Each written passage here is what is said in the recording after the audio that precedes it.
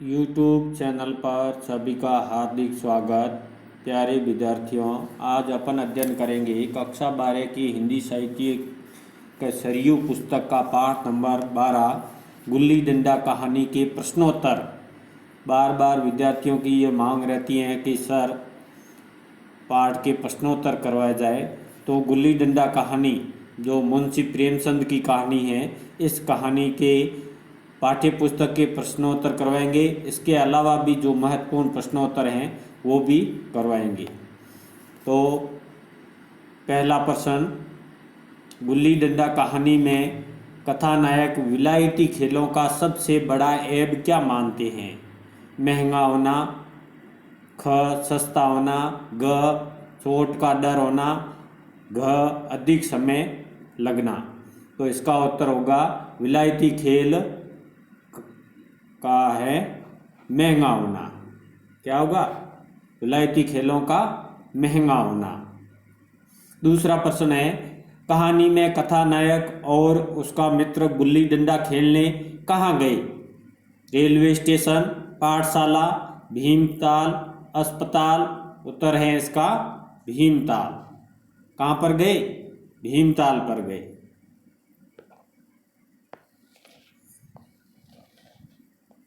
अगला प्रश्न है, कहानी में लेखक जिस मित्र से मिला उसका नाम क्या है? कहानी में लेखक जिस मित्र से मिला उस मित्र का नाम है गया। नाम क्या है? गया। दूसरा प्रश्न है, कहानी का नायक बड़ा होकर क्या बनता है? कहानी का नायक बड़ा होकर इंजीनियर बनता है। तीसरा प्रश्न, कथानायक ने गया को गुल्ली डंडा मैच देखने के लिए कब का समय दिया? कथानायक ने गुल्ली डंडा का मैच देखने के लिए शाम का समय दिया। किसको? गया को। गया के व्यक्तित्व की 3 विशेषताएं बताइए। प्रश्न अगला है, गया के व्यक्तित्व की 3 विशेषताएं निम्नलिखित है। गया गरीब परिवार का पतला, लंबा तथा काला सा लड़का है। वह गुल्ली डंडा का दक्ष तथा कुशल खिलाड़ी है। गुल्ली उसकी पकड़ से कभी नहीं छूटती। गया समझदार है। वह कहानी का नायक का अफसर होने के नाते अदब रहता है। उसकी धांधली का विरोध नहीं करता, किंतु मैच देखने का आमंत्रण देकर बताता है कि वह अब भी कुशल खिलाड़ी है।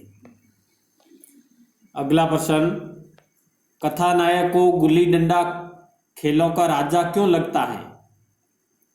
क्यों लगता है?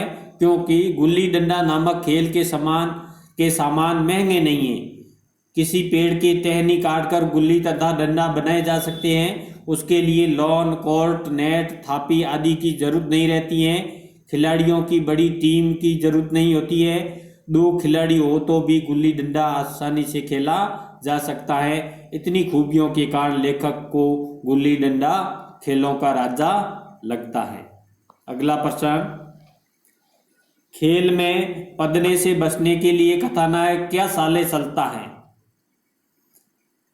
खेल में पदने के लिए कथानायक क्या चालें चलता है? कथानायक नहीं चाहता है कि गया उसको खेल में पदाए। वह पदने से बचने के लिए तरह तरह की चालें चलता है। वह उसको एक दिन पहले खिलाए गए अमरूद की याद दिलाता है। वह बच जाने पर भी डंडा चलाता है। गया की खेलने की बारी नहीं आने देता है। गुल्ली के थोड़ी दूर गिरने पर वह स्वयं उसको उठा लाता है और 2 बार डंडा लगाता है। गुल्ली डंडे में लगती तब भी अनजान बनता रहता है। वह अंधेरे का बहाना बनाकर पदने से बचना चाहता है। अगला प्रश्न है, कथानायक के अनुसार बच्चों में ऐसी कौन सी शक्ति होती है जो बड़ों में नहीं होती है? कथानायक के अनुसार बच्चे मिथ्या को आसानी से सत्य बना देते हैं। बड़ों में इस प्रकार की शक्ति नहीं होती है। बड़े तो सत्य को मिथ्या बना लेते हैं, परंतु बच्चों की तरह मिथ्या को सत्य नहीं बना सकते हैं। अगला प्रश्न, कथानायक और गया के बीच स्मृतियां सजीव होने में कौन सी बाधा बनती है और क्यों? कथानायक उत्तर है, कथानायक अब एक ऊंचा ऑफिसर इंजीनियर बन गया है। गया एक मामूली साइंस था। दोनों के बीच पद और प्रतिष्ठा का भारी अंतर था। जब यह अंतर सामने आता है तो वह समझ जाता है कि अब बचपन की तरह उनमें समानता नहीं है। इस कारण उनकी स्मृतियां सजीव नहीं हो पाती है। अगला प्रश्न है, निम्नात्मक है। गुल्ली डंडा कहानी के आधार पर स्पष्ट कीजिए कि पद और प्रतिष्ठा मनुष्य और मनुष्य के बीच नैसर्गिक संबंध को समाप्त कर देते हैं। अब इस उत्तर को समझेंगे। प्रकृति के अनुसार बचपन मनुष्य की ये वह अवस्था है जिसमें प्रेम अपनत्व की स्वाभाविक भावना होती है। जब बच्चा बड़ा होता है और सामाजिक परिवेश में प्रवेश करता है तो सबसे प्रेम करने और सबको सम्मान समझने की भावना समाप्त हो जाती है। मनुष्य और मनुष्य के बीच ऊंच नीच, छोटापन, बड़ापन आदि भेदभाव और असमानता सामाजिक परिस्थितियां की देन है। जो बच्चे साथ खेलते कूदते बड़े होते हैं उनमें बचपन में जो समानता और अपनत्व होता है वह बड़े होने पर समाप्त हो जाता है। कोई बड़ा होने पर किसी बड़े पद पर नियुक्त होकर उच्च प्रतिष्ठा और आय का स्वामी हो जाता है। वह स्वयं को दूसरों से बड़ा मानता है और अंधकार से भर उठता है, तो दूसरे भी उसके पद प्रतिष्ठा से प्रभावित होकर उसको अपने से बड़ा और आदर का पात्र मानते हैं, चाहे यह आदर का भाव उनकी मजबूरी ही हो। गुल्ली डंडा कहानी का मुख्य पात्र थानेदार का बेटा था। उसका मित्र गया एक गरीब श्रमकार था। बचपन में दोनों में ऊंच नीच का अंतर नहीं था। कथानायक बड़ा होकर इंजीनियर बन गया। वह अपने बाल सखा गया के साथ गुल्ली डंडा खेलने गया, परंतु अपने मित्र गया के खेल में उसको वह दक्षता नहीं दिखाई दी जो बचपन में थी। उसे लगा कि उसकी अप्सरी दोनों के बीच में क्या बन गई है, दीवार बन गई थी। गया उसके साथ खेल नहीं रहा था, उसका मन रख रहा था और उसकी हर धांधली को बिना विरोध किए सहन कर रहा था। उसके पद और प्रतिष्ठा ने दोनों में असमानता का भाव उत्पन्न कर दिया था। दूसरा प्रश्न, कथानायक की चारित्रिक विशेषता बताइए। गुल्ली डंडा कहानी का जो कथानायक है उनकी चारित्रिक विशेषताएं। गुल्ली डंडा कहानी के कथानायक की चारित्रिक विशेषताएं निम्नलिखित हैं। पहला है थानेदार का पुत्र। कथानायक कस्बे में तैनात थानेदार का बेटा है। उसके पिता की आर्थिक स्थिति अच्छी है तथा समाज में प्रतिष्ठा भी प्राप्त है। दूसरी उसकी चारित्रिक विशेषता है प्रेम और समानता। कथानायक के मन में अपने सहचरों अर्थात सखों के प्रति प्रेम की भावना है।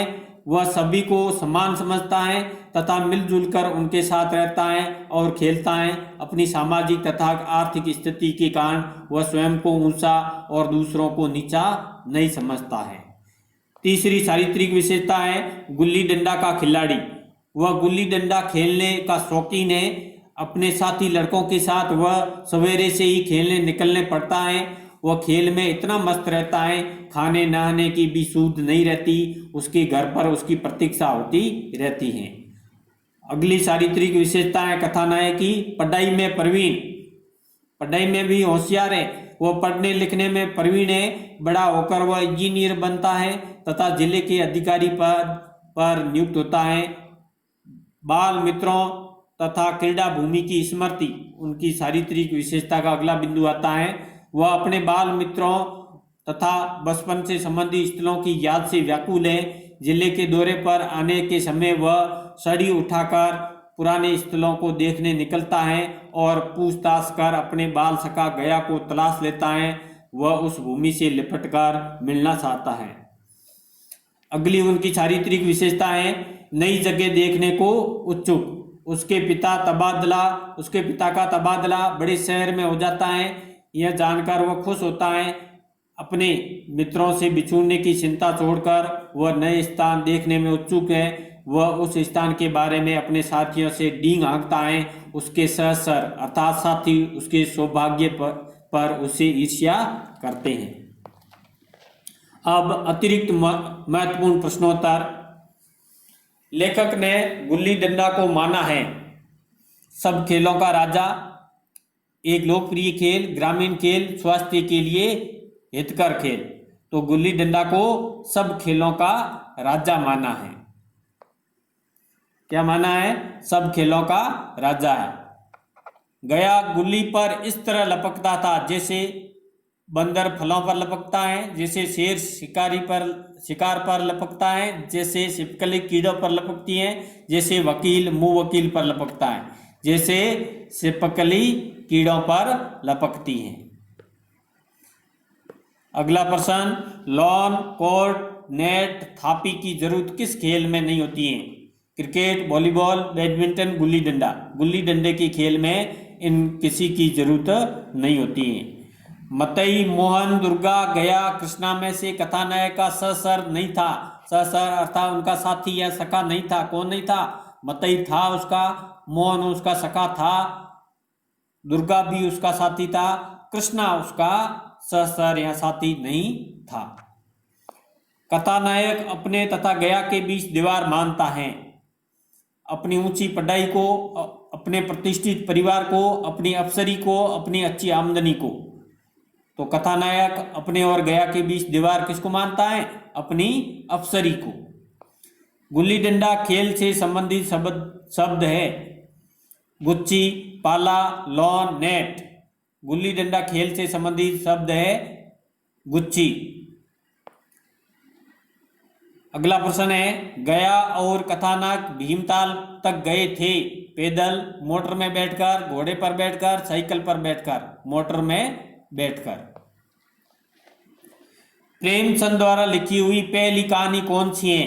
प्रेमचंद के द्वारा लिखी गई पहली कहानी है पंच परमेश्वर। प्रेमचंद की पहली कहानी मानते हैं। कुछ लोग संसार के अनमोल रत्न को उसकी पहली कहानी बताते हैं, लेकिन वो उर्दू की थी। हिंदी की पहली कहानी उनकी है पंच परमेश्वर। बंगाली भाषा के उपन्यासकार शरत चंद्र ने प्रेमचंद को क्या उपाधि प्रदान की? बंगाली भाषा के उपन्यासकार शरत चंद्र ने प्रेमचंद को उपन्यास सम्राट की उपाधि प्रदान की। प्रस्तुत कहानी का नाम गुल्ली डंडा क्यों रखा गया? प्रस्तुत कहानी गुल्ली डंडा खेल के बारे में है। यह खेल गुल्ली तथा डंडा की सहायता से खेला जाता है, इसलिए इस कहानी का नाम गुल्ली डंडा रखा गया। प्रेमचंद की दृष्टि से गुल्ली डंडा कैसा खेल है? प्रेमचंद की दृष्टि से गुल्ली डंडा सब खेलों का राजा है। बचपन में लेखक को गया के साथ झगड़ा क्यों हुआ था? उत्तर है, गया गुल्ली डंडा खेल में लेखक को पदाना चाहता था, परंतु लेखक पदना नहीं चाहता था। वह बहाना बनाकर भाग रहा था, इसलिए उससे झगड़ा हो गया।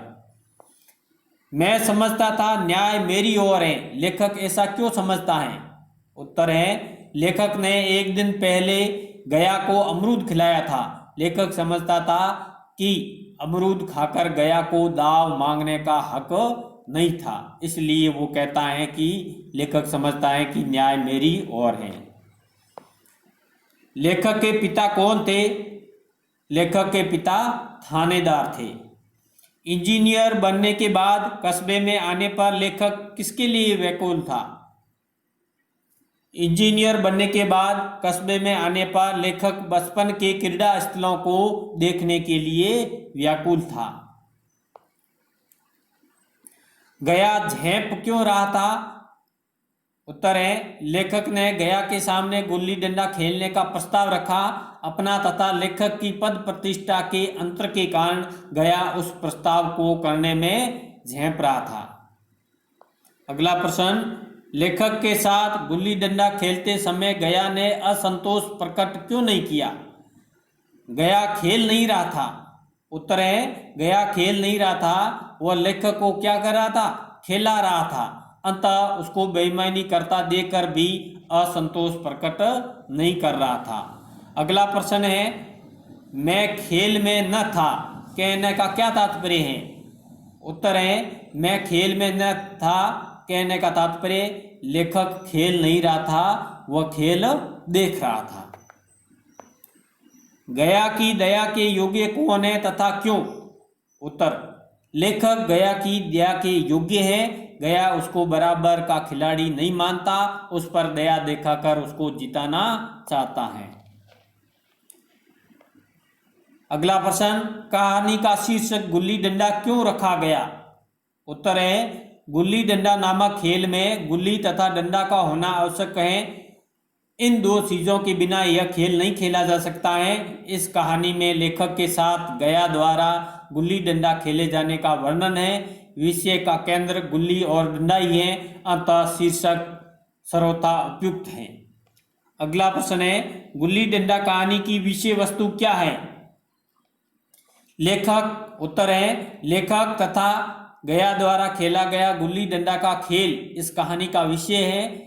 इस कहानी में कथाकार ने बड़े कौशल से इस सच्चाई को प्रकट किया है कि पद और प्रतिष्ठा मनुष्य और मनुष्य के बीच की प्राकृतिक समानता को क्या कर देता है? समाप्त कर देता है। इंजीनियर बनने के बाद लेखक गुल्ली डंडा खेल में गया का समकक्ष खिलाड़ी नहीं रहता है। अगला प्रश्न है, गुल्ली डंडा को सब खेलों का राजा क्यों कहा जाता है? उत्तर है, गुल्ली डंडा महंगा खेल नहीं है। किसी पेड़ की टहनी से गुल्ली तथा डंडा बन जाते हैं। इसके खेलने के लिए किसी लॉन, कोर्ट, नेट तथा थापी की जरूरत नहीं होती है। किसी भी खुली जगह में इसे खेला जा सकता है। इस खेल को दो खिलाड़ियों होने पर भी खेला जा सकता है। इसके लिए किसी टीम की जरूरत नहीं होती है, इसलिए गुल्ली डंडा को खेलों का राजा कहा जाता है। अगला प्रश्न, गरीब लड़कों के लिए क्यों यह व्यसन मरते हो? इस कथन में किस बात का निषेध किया गया है? उत्तर है, भारत में देसी खेलों की उपेक्षा कर अंग्रेजी खेल खिलाए जाते हैं। स्कूलों में ली गई फीस की बड़ी धनराशि इन खेलों पर खर्च की जाती है। कौन से खेलों? विदेशी खेलों पर।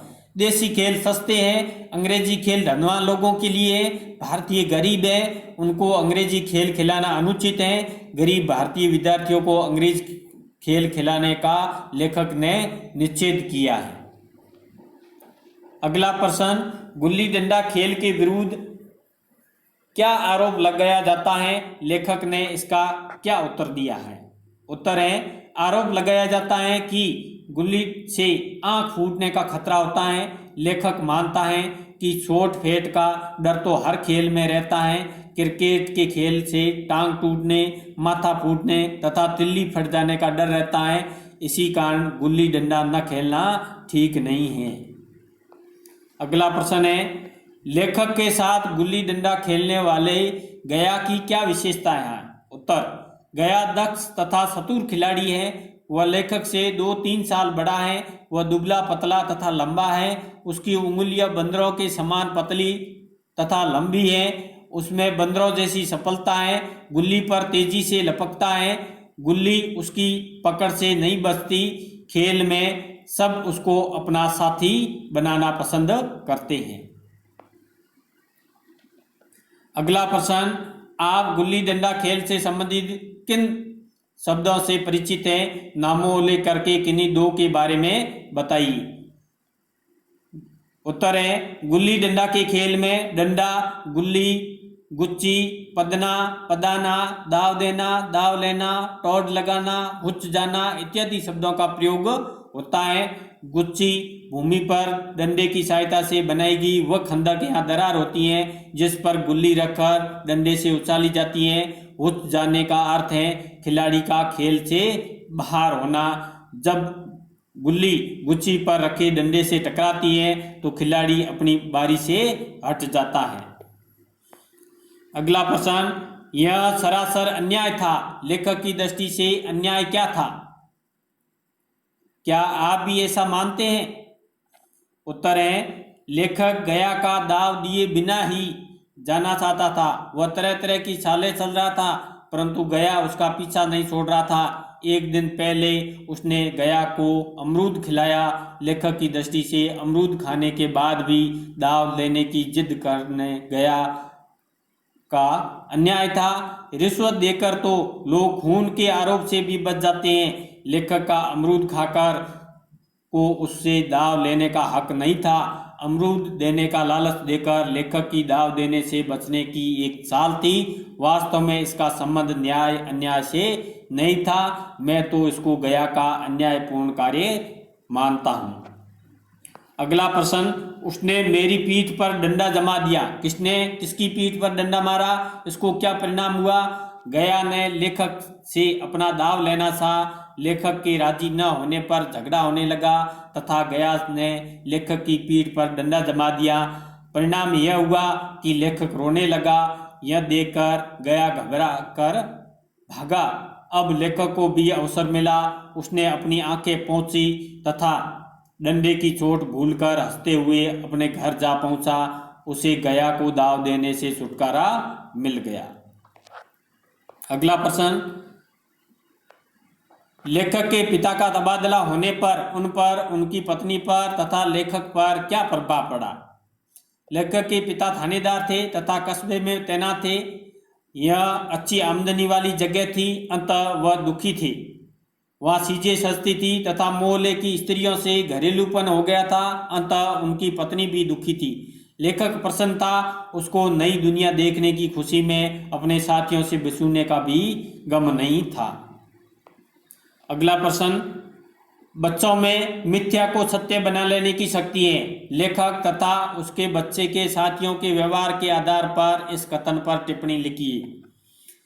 लेखक ने अपने साथियों से डींग हाकी कि वह अपने पिता के साथ जिस बड़े शहर में जा रहा है वहाँ आसमान को छूने वाले ऊंचे मकान हैं, वह अंग्रेजी स्कूलें हैं। मास्टर यदि बच्चों को मारता है तो उसको जेल जाना पड़ता है। उसकी गप्पों को सच मानकर उसके साथी आश्चर्यचकित हुए तथा वह उनकी दृष्टि में बहुत बड़ा हो गया। बच्चों का यह व्यवहार बालपन में मिथ्या बातों को भी सत्य बनाने की क्षमता का सटीक प्रमाण है। अगला प्रश्न, ऐसा जी होता है कि उस धरती से लिपट कर रहूं और कहूं तुम मुझे भूल गई, मैं अब भी तुम्हारा वही रूप देखना चाहता हूं। इस कथन से मनुष्य की किस मनोवृत्ति का पता चलता है? इस संबंध में आपका क्या मत है? उत्तर है, इस कथन से पता चलता है कि जिस स्थान पर किसी मनुष्य का बचपन व्यतीत होता है वह उसको बहुत प्रिय होता है। वह उसकी स्मृतियों में बसता है। बड़े होने पर भी वह उस स्थान को देखना पसंद करता है। यह एक मनोवैज्ञानिक सच्चाई है। मेरे मत में इस खंडन करने का कोई कारण नहीं है। ऐसा करना मानव मन की वृत्ति के प्रति अज्ञान का प्रदर्शन करना है। अगला प्रश्न, लेखक 20 साल बाद गया को देकर उसे गले मिलना चाहता था। उसने ऐसा क्यों नहीं किया? उत्तर है, जब लेखक कस्बे में स्थित खेल के पुराने स्थानों को देखने पहुंचा तो एक लड़का उसके कहने पर उसके पुराने साथी गया को बुला लाया। उसको आता देखकर वह उससे गले मिलना चाहता था, परंतु उसने ऐसा नहीं किया। उसने सोचा कि वह इंजीनियर है तथा जिले का एक बड़ा अफसर है। गया एक मामूली आदमी है। ऐसा करना ठीक नहीं होगा। वह उसकी बराबरी का नहीं था, इसलिए वो उसके गले नहीं मिला। अगला प्रश्न, गुल्ली डंडा खेलने के लेखक के प्रस्ताव पर गया तथा लेखक दोनों ही झेप रहे थे। इसका कारण क्या था? उत्तर है, लेखक ने गया के समक्ष गुल्ली डंडा खेलने का प्रस्ताव रखा। गया मुश्किल से राजी हुआ। वह यह सोचकर झेप रहा था कि वह एक मामूली मजदूर था तथा लेखक एक बड़ा अफसर था। दोनों में बराबरी की स्थिति नहीं थी। लेखक के मन में भी झेप का भाव था। वह सोच रहा था कि गया के साथ उसको खेलता देखकर लोग खेल को अजूबा समझेंगे और तमाशा बना लेंगे। वह भारी भीड़ एकत्र हो जाएगी। अगला प्रश्न, कुछ ऐसी मिठास थी उसमें क्या उससे मन मीठा होता रहता है। इस कथन में लेखक किस मिठास के बारे में बता रहा है? उत्तर है, बचपन में लेखक गया के साथ गुल्ली डंडा खेला था। गया उसे अपना दाव लेने पर हरा था। लेखक बिना दाव दिए जाना चाहता था। दोनों में झगड़ा हुआ। गया ने उसकी पीठ पर डंडा मारा तो लेखक रोने लगा। 20 साल बाद उसने गया को उसकी याद दिलाई तो गया ने उसे बचपन की अपनी गलती बताई और लेखक से कहा वह उसके बाल जीवन की सबसे मीठी याद है उसकी मिठास आज तक बाकी है। उसमें जो मिठास थी वह आज उच्च पद धन सम्मान में भी नहीं है।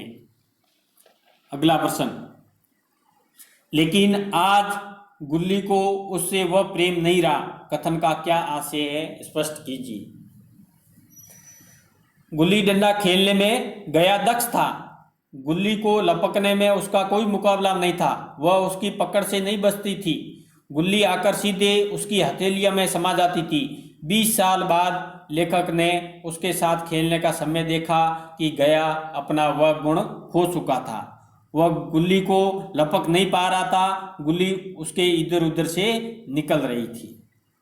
इससे प्रतीत होता है कि आज गुल्ली को उससे वह प्रेम नहीं रहा। अगला प्रश्न, 20 साल बाद हुए लेखक और गया के बीच गुल्ली डंडा के खेल को आप कैसा खेल मानते हैं? उत्तर है, इंजीनियर बनने के बाद लेखक 20 साल बाद उसी कस्बे में आया और बाल गया के साथ गुल्ली डंडा खेलने भीमताल पहुंचा। वहां दोनों ने गुल्ली डंडा खेला। इस खेल को हम खेल नहीं मानते हैं। लेखक नियम विरुद्ध खेल रहा था और धांधली कर रहा था। गया कोई विरोध नहीं कर रहा था और उसकी प्रत्येक अनियमितता को चुपचाप देख रहा था। खिलाड़ियों के बीच जो समानता की भावना होती है वह खेल में नहीं थी। एक अफसर था तो दूसरा टके का मजदूर था। अगला प्रश्न, गया वह सारी बेकायदियां देख रहा था। गया द्वारा देखी गई कोई 3 बेकायदगियां बताइए। उत्तर है, गया देख रहा था कि उसका साथी खिलाड़ी अनियमितता कर रहा था। गया द्वारा देखी गई 3 अनियमितता निम्नलिखित हैं। पहला है, लेखक हुच जाने पर भी डंडा चला रहा था और गया की बारी नहीं आने दे रहा था। गुल्ली पर कम चोट पड़ती, वह कुछ दूर ही जाकर गिरती तो वह स्वयं उसको उठा लाता और दोबारा तोड़ लगाता। तीसरी अनियमितता है, गुल्ली डंडे में लगती तब भी वह उसको स्वीकार नहीं करता। अगला प्रश्न, बेकायदियां देखकर भी गया चुप क्यों था? बेकायदगियां देखकर भी गया चुप था। वह लेखक का मन रखने को खिला रहा था। वह लेखक को अपने जोड़ का खिलाड़ी नहीं मानता था। वह विरोध करके लेखक को खेल से हटाना तथा पदाना नहीं चाहता था। लेखक अफसर था और वह एक मजदूर था। अंततः सब अनियमितता देख सुन जानकर भी वह चुप था। इस सत्य को झुठलाना वैसे ही है जैसे दिन को रात बताना। के अनुसार बताइए कि किस सत्य को किसने तथा क्यों झुठलाया। उत्तर है, गुल्ली डंडे में लगी और जोर की आवाज हुई। उत्साहित होकर गया ने कहा, लग गई टन से बोली। गुल्ली डंडे से टकराई थी, यह बात सच है। मगर लेखक ने इस सत्य को ही झुठलाया और कहा कि आवाज गुल्ली के ईंट से टकराने से हुई है। लेखक बेईमानी और अनियमितता करना चाहता था और गया से पदना नहीं चाहता था। अतः उसने सच्चाई को नहीं माना। अगला प्रश्न, इसी वक्त मामला साफ कर देगा, अच्छा होगा। लेखक ने ऐसा क्यों किया? उत्तर है, गया को बहुत देर से पत्ता देकर और खेल में अपनी बेईमानियों पर कुछ पसीज कर लेखक ने गया से खेलने का प्रस्ताव किया। गया ने अंधेरा होने के कारण अगले दिन अपना दाव लेने की बात कही। लेखक जानता था कि जल्दी ही पूरा अंधेरा हो जाएगा और उसको पदने से मुक्ति मिल जाएगी। अगले दिन खेलने पर गया को खूब समय मिलेगा। अतः उसने गया का दाव उसी समय देकर मामला निपटा लेना ठीक समझा। अगला प्रश्न, कल गया ने मेरे साथ खेला नहीं, केवल खेलने का बहाना किया। गया ने एक दिन पहले लेखक के साथ हुए खेल के आधार पर इस कथन की पुष्टि कीजिए। उत्तर है, शाम को गुल्ली डंडा के मैच में खेलने से पहले से भी अधिक परिपक्व हो गया था और वह पूरी दक्षता के साथ खेल रहा था। वह साथ के खिलाड़ियों की बेईमानियों को भी सहन नहीं कर रहा था। एक दिन पूर्व अपने साथ मतलब लेखक के साथ गया के खेल को स्मरण कर लेखक ने पाया कि कल गया ने मेरे साथ खेला नहीं, केवल खेलने का बहाना किया। गया न तो खेल में कुशलता दिखा रहा था और लेखक की अनियमितताओं का न विरोध कर रहा था, वह तो उसे खिला रहा था और उसका मन रख रहा था। अगला प्रश्न, वह बड़ा हो गया था, मैं छोटा हूं, लेखक को ऐसा अनुभव कब तथा क्यों हुआ? उत्तर, लेखक ने देखा कि उसके साथ खेलते समय गया अनमना था। वह खेल में अपनी दक्षता नहीं दिखा रहा था, वह उसकी अनियमितताओं का विरोध भी नहीं कर रहा था, वह खेल नहीं रहा था, खेल का बहाना कर रहा था। लेखक के विचार में इसका कारण दोनों के बीच पद, प्रतिष्ठा तथा आर्थिक संपत्ति में गहरा अंतर होना था। गया उसको अपने जोड़ का खिलाड़ी नहीं मानता था, वह उसको अकुशल खिलाड़ी मानता था। खेल में गया बड़ा था और लेखक छोटा था। गुल्ली डंडा आपकी दृष्टि में कैसा शीर्षक है? क्या आप इस कहानी का कोई अन्य उपयुक्त शीर्षक रखना चाहोगे? उत्तर है, हमारी दृष्टि में कहानी का शीर्षक गुल्ली डंडा सर्वथा उपयुक्त है। इस कहानी में बाल सखाओं द्वारा गुल्ली डंडा खेलने का सजीव वर्णन किया गया है। यदि कोई अन्य शीर्षक देना ही हो तो अकुशल खिलाड़ी, बेईमानी खिलाड़ी, एक अफसर, एक मजदूर इत्यादि शीर्षक दिए जा सकते हैं। वैसे गुल्ली डंडा बहुत उचित शीर्षक है, अतः हम कोई अन्य शीर्षक देना नहीं चाहते हैं। अगला प्रश्न, स्वयं को कथानायक कल्पित करते हुए गया के साथ अपने खेल की विशेषताओं पर विचार कीजिए। उत्तर है, यदि मैं कुछ देर के लिए स्वयं को गुल्ली डंडा खेल का प्रमुख खिलाड़ी और कथानायक मान ले तो अपने खेल में कोई विशेषता नहीं पाता। इसके विपरीत मैं पाता हूं कि अपनी अकुशलता तथा अभ्यासहीनता को छिपाने के लिए मैंने गया के साथ खेलते समय अनियमितताएं की तथा खेल के नियमों का उल्लंघन किया। मेरा पूरा खेल अनुचित तरीकों का प्रदर्शन था। अब गली मोहल्लों में, अगला प्रश्न है, अब गली मोहल्लों में लड़के कौन सा खेल खेलते दिखाई देते हैं? अब गुल्ली डंडा क्यों नहीं खेला जाता है? उत्तर है, अब गली मोहल्लों में लड़के क्रिकेट खेलते दिखाई देते हैं। आजकल क्रिकेट की लोकप्रियता चरम पर है। सभी लड़के गलियों में गुल्ली डंडा खेला करते थे। आजकल गुल्ली डंडा नहीं खेला जाता है, शायद गांव के लड़के भी नहीं खेलते। कारण यह है कि दूरदर्शन आदि क्रिकेट की तरह गुल्ली डंडा खेलते लोग नहीं दिखाई देते हैं। इसको खेलना गंवारूपन तथा पिछड़ापन माना जाता है। प्रचार तथा प्रोत्साहन के अभाव में बच्चे गुल्ली डंडा खेल नहीं खेलते हैं। अगला प्रश्न है, गुल्ली डंडा के आधार पर प्रेमचंद की भाषा शैली पर संक्षिप्त टिप्पणी लिखिए। उत्तर है, गुल्ली डंडा कहानी में प्रेमचंद ने बालकों के जनप्रिय खेल का वर्णन किया है। इसके लिए प्रेमचंद ने सरल विषयानुकूल भाषा का चयन किया है। उनकी भाषा में संस्कृत के तत्सम शब्दों के साथ उर्दू भाषा के शब्द, मुहावरे तथा लोक भाषा के शब्द भी हैं। इस कारण उसमें प्रवाह है। अधिकांश वर्णनात्मक शैली को ही अपनाया गया है। आवश्यकता के अनुसार विचारात्मक, विवेचनात्मक तथा व्यंग्य शैली भी प्रयुक्त हुई है। सूत्र वाक्य भी इसमें है। अगला प्रश्न, गुल्ली डंडा कहानी के पात्रों का परिचय दीजिए। गुल्ली डंडा कहानी में कथानायक गया, मतई, मोहन, दुर्गा नामक पात्र हैं। कथानायक थानेदार का बेटा है। वो बड़ा होकर इंजीनियर हो जाता है। उसकी आर्थिक स्थिति अच्छी है। गया गरीब है, वह शर्मकार है तथा डिप्टी साहब का साइंस है। वह गुल्ली डंडा खेलने में दक्ष है। मतई, मोहन, दुर्गा भी साथी खिलाड़ी हैं। उनमें मतई की मृत्यु हो चुकी है। ये है गुल्ली डंडा कहानी के पात्र। अवसर मिलने पर आप गुल्ली डंडा कैसे खेलेंगे? उत्तर है, अवसर मिला तो मैं गुल्ली डंडा खेलूंगा। मैं खेल के नियमों का पालन करूंगा। मैं किसी प्रकार की अनियमितता नहीं करूंगा। दाव लगा, दाव दूंगा भी और खेल में झगड़ा भी नहीं करूंगा। इस प्रकार मेरा खेल पवित्र और निष्कलंक होगा। अगला प्रश्न है, गुल्ली डंडा कहानी की कथा वस्तु की समीक्षा कीजिए। उत्तर है, गुल्ली डंडा कहानी गुल्ली डंडा नामक भारतीय खेल और उसके खिलाड़ियों से संबंधित है।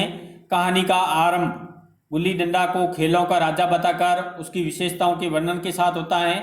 विदेशी महंगे खेलों की तुलना में सस्ते भारतीय खेलों को प्रोत्साहित किया गया है। कहानी के मुख्य पात्र तथा गया को गुल्ली डंडा खेलते तथा लड़ते झगड़ते वर्णित किया गया है। मुख्य पात्र 20 साल बाद उसी कस्बे में आता है तथा गया के साथ गुल्ली डंडा खेलता है। वह गया के खेल में पहली वाली विशेषता नहीं पाता है। सोच विचार के बाद वह इस निष्कर्ष पर पहुंचता है कि उसका अवसर होना दोनों के बीच असमानता पैदा कर देता है। गया उसको अपने जोड़ का नहीं मानता है। वह खेलता नहीं, केवल खेलने का बहाना करता है। कहानी की कथा वस्तु सुगठित तथा संदेशप्रद है। आरंभ से अंत तक उसमें पाठक की रुचि बनी रहती है। गया तथा लेखक के खेल के साथ कथानक का विकास होता है और अंत इस प्रकार मनोवैज्ञानिक सत्य के साथ होता है कि पद और प्रतिष्ठा मनुष्य के बीच प्राकृतिक समानता को क्या कर देता है, समाप्त कर देता है। गुल्ली डंडा कहानी के पात्र गया का चरित्र चित्रण कीजिए। उत्तर, गुल्ली डंडा कहानी में मुख्य पात्र दो ही हैं, कथानायक और लेखक और गया। गया के चरित्र की प्रमुख विशेषता निम्नलिखित है। पहली विशेषता है कुशल खिलाड़ी। गया गुल्ली डंडा का कुशल खिलाड़ी है। गुल्ली को वह सरलता से लपक लेता है। उसका निशाना कभी नहीं चूकता है। यह जिस टीम के साथ होता है उसकी जीत निश्चित है। सब उसको अपना गोइया बनाना चाहता है। गोइया मतलब साथी बनाना चाहता है, अपने पक्ष का खिलाड़ी बनाना चाहता है। दूसरा है शारीरिक बनावट।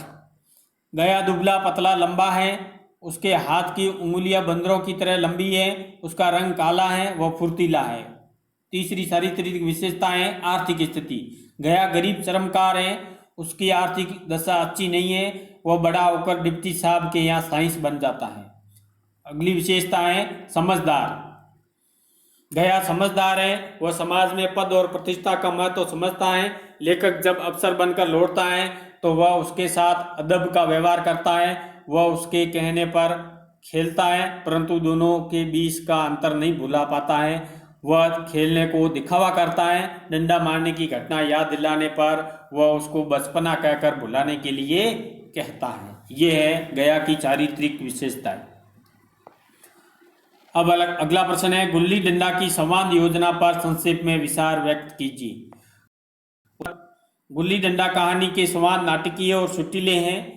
कहानीकार ने छोटे और लंबे दोनों प्रकार के संवादों का प्रयोग किया है, मगर छोटे संवाद ही अधिक है। संवादों की भाषा सरल तथा पात्रानुकूल है। लेखक ने संवादों का प्रयोग कथा वस्तु के विकास में किया है।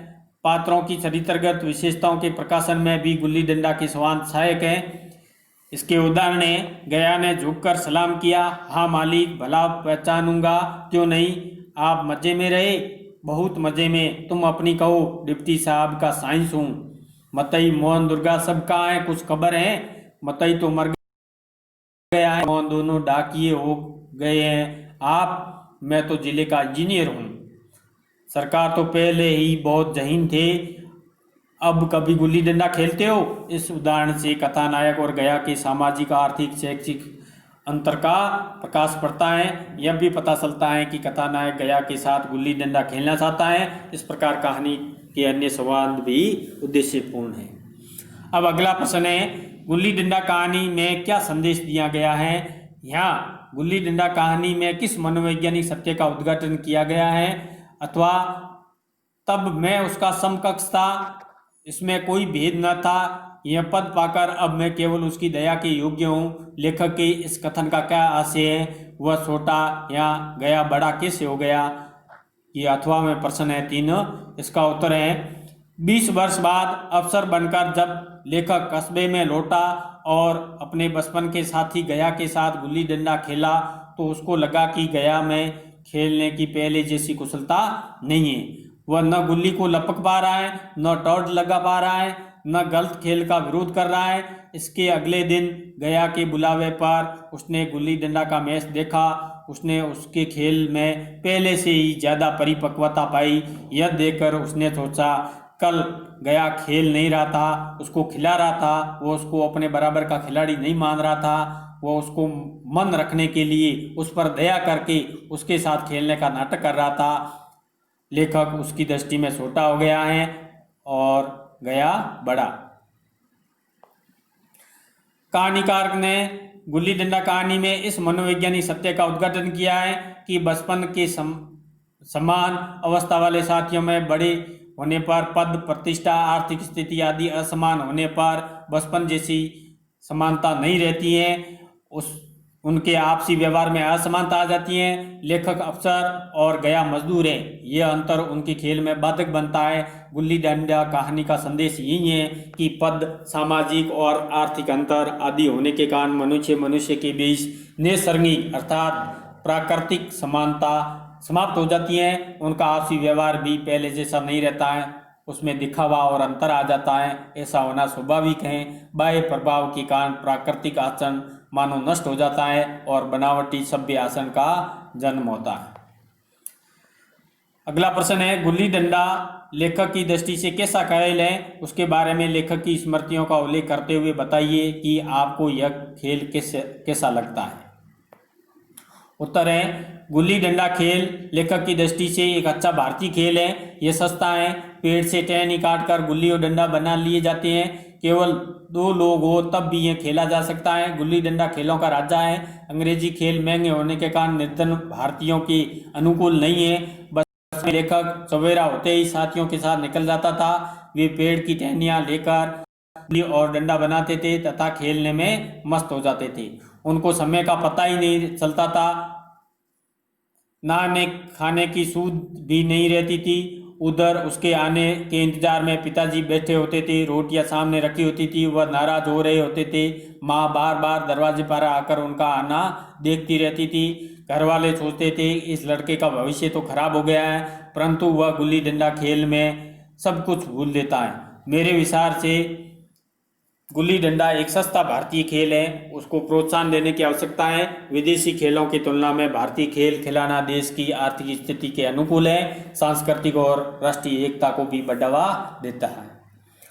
अगला प्रश्न है, गुल्ली डंडा कहानी के आधार पर लेखक और गया के बीच हुए झगड़े को अपने शब्दों में लिखिए। उत्तर है, लेखक गया के साथ गुल्ली डंडा खेल रहा था, वह पद रहा था, गया पदा रहा था। वह गया से पीछा छुड़ाकर घर जाना चाहता, मगर अनुनय विनय करने पर भी गया उसको अपना दाव लिए बगैर जाने नहीं दे रहा था। इस पर दोनों में झगड़ा होने लगा। लेखक ने कहा कि क्या वह दिन भर पता रहेगा, खाने पीने नहीं जाएगा, क्या वह उसको गुलाम है? क्या गया ने कहा, हाँ, वह दाव दिए बगैर नहीं जा सकता है। लेखक ने गया से छुटकारा पाने के लिए अपना वह अमरूद मांगा जो उसने उसको कल खिलाया था। बात किसी तरह न बनने पर वह जाने लगा तो गया ने उसका हाथ पकड़कर उसको रोक लिया। लेखक ने गया को गाली दी, गया ने और भद्दी गाली दी और उसने एक चांटा भी जड़ दिया। लेखक ने दांतों से उसे काट लिया, गया ने उसकी पीठ पर डंडा मार दिया। लेखक रोने लगा तो गया डर कर पीछे हट गया। लेखक ने आंसू पोंछे, डंडे की चोट भुलाकर हंसते हुए अपने घर चला गया। वह एक थानेदार का बेटा था। एक अदने से लड़के से पिटने की शिकायत उसने अपने घर पर किसी से नहीं की। अगला प्रश्न है, मैं समझता था न्याय मेरी ओर है। लेखक किसको न्याय समझता है? वह जिसको न्याय समझता था, क्या आप भी उसको न्याय समझते हैं? तर्कपूर्ण उत्तर दीजिए। उत्तर, लेखक गया का दाव दिए बगैर जाना चाहता था, मगर गया उसको जाने नहीं दे रहा था। उसको गया को एक दिन पहले एक अमरूद खिलाया था। उसने वह अमरूद उससे वापस मांगा और कहा कि वह अमरूद नहीं लौटाएगा तो वह दाव नहीं देगा। रिश्वत देकर तो लोग खून से भी बच जाते हैं, क्या गया उसका अमरूद मुफ्त में पचा जाएगा? लेखक समझ रहा था कि अमरूद गया को देकर उसने न्याय को अपने पक्ष में कर लिया। अब गया को अधिकार नहीं है कि वह उससे दाव लेने को कहे। लेखक के न्याय के संबंध में यह धारणा विचित्र है तथा बचपन की सोच पर आधारित है। वास्तविकता तो यह है कि यह न्याय है ही नहीं। मेरा विचार है कि लेखक जिसको न्याय समझ रहा है वह उसका बालोचित विचार है। वैसे भी रिश्वत देकर न्याय प्राप्त नहीं किया जा सकता है। यदि कोई रिश्वत देता है तो वह अपराधी है। रिश्वत देकर न्याय के लिए बाध्य करना सही नहीं है। लेखक जिसको न्याय नहीं मानता वह उसका बचपना है। अंततः न्याय के उसके पक्ष में होने की बात भी कुतर्क मात्र है। लेखक और गया के बीच भीमताल पर खेले गए गुल्ली डंडा खेल का वर्णन अपने शब्दों में कीजिए। उत्तर, लेखक 20 साल बाद बड़ा अफसर बनकर जिले के दौरे पर पहुंचा। कस्बे में पहुंचकर अपने बचपन की क्रीड़ा स्थलों पर देखने गया। वहां उसकी भेंट बाल सखा गया के साथ हुई। उसने गया के सामने गुल्ली डंडा खेलने का प्रस्ताव रखा। उसके साथ भीमताल पर पहुंचा। चारों तरफ सन्नाटा था। जेठ के महीने की शाम थी। लेखक ने एक पेड़ पर चढ़कर टहनी काटी और गुल्ली और डंडा बनाए। खेल शुरू हुआ। लेखक ने गुच्ची में रखकर गुल्ली उछाली। गया ने उसको लपकने के लिए हाथ फैलाए, मगर वह उसके सामने से निकल गई। बचपन में गुल्ली गया के पकड़ से नहीं बचती थी। अब वह उसे पकड़ नहीं पा रहा था। लेखक को भी खेल का अभ्यास नहीं रहा। वह उसकी कमी बेईमानी से पूरा कर रहा था। वह तरह तरह की धांधलियां कर रहा था। उठ जाने पर भी डंडा खेल रहा था। बेईमानी करके गया की बारी ही नहीं आने दे रही थी। आधा घंटा गया को पदाने के बाद एक बार गुल्ली डंडे में लगी। जोर से आवाज हुई, मगर उसने स्वीकार नहीं किया। 2-3 बार ऐसा हुआ। गया भी विरोध प्रकट नहीं कर रहा था। अंत में दया प्रकट करते हुए उसने गया को खेलने का मौका दिया।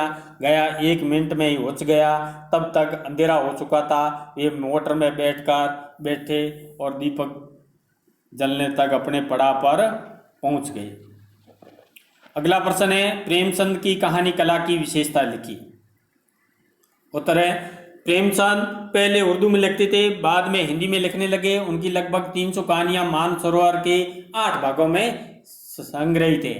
प्रेमचंद की कहानी कला की विशेषताएं निम्नलिखित हैं। प्रेमचंद की कहानियों में समाज के यथार्थ चित्र मिलते हैं। किसान, मजदूर, धनी, निर्धन, जमींदार, उच्च वर्ग, दलित वर्ग, सभी प्रकार के पात्र उसमें मिलते हैं। प्रेमचंद की प्रारंभिक कहानियां घटना प्रधान है। बाद की कहानियों में सामाजिक समस्याओं तथा पात्रों के मनोविकारों का चित्रण मिलता है। उसमें मनोविश्लेषण का प्राय अभाव है। कहानियों की कथा वस्तु भारत के लोगों के जीवन, समाज और राष्ट्र के तत्कालीन स्थिति पर आधारित है। उसमें सुंदर संवाद योजना है। पात्रों का चरित्र चित्रण सफलतापूर्वक हुआ है। लेखक ने देश काल का ध्यान रखा है। कहानियों का उद्देश्यपूर्ण संदेशप्रद है। कहानियों की भाषा सरल विषयानुकूल है। शैली प्राय वर्णनात्मक है। यत्र तंत्र, विचार, विवेचन, व्यंग्य आदि शैलियां भी प्रयुक्त हुई हैं। प्रेमचंद की कहानियों में यथार्थ के साथ आदर्श का समन्वय है, इसलिए वो आदर्शोन्मुख यथार्थवादी कहानीकारक हैं। तो विद्यार्थियों, आपको ये प्रश्नोत्तर कैसे लगे, इनको ध्यानपूर्वक पढ़ें और सुने वीडियो को, और वीडियो को शेयर करें। धन्यवाद।